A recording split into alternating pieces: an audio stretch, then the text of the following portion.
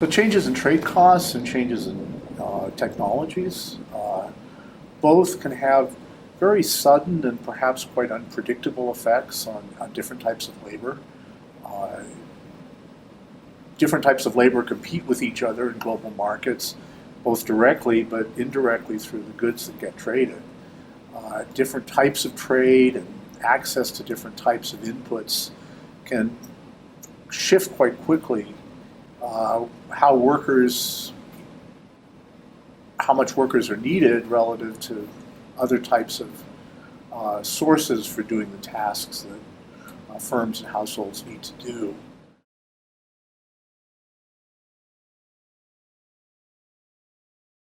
I think everywhere it means it's important to train workers to be flexible. We've had certain trends in the world economy in terms of what types of workers seem to be particularly affected by outsourcing, but the past isn't the future.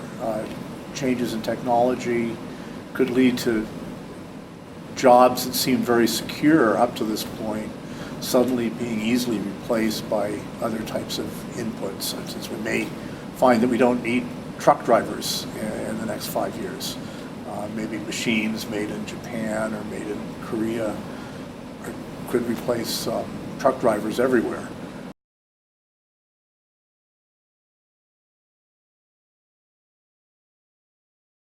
So I think the message for policymakers is to train people or to think about developing a labor force that's very flexible, teaching skills that are easily transferred across different activities.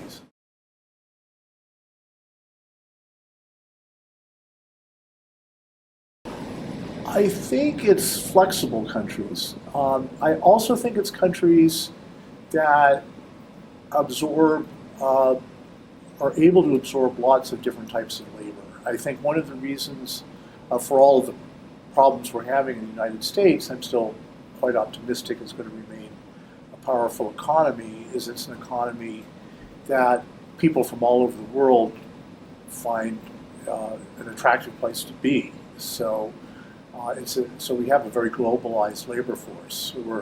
We're able to attract the best.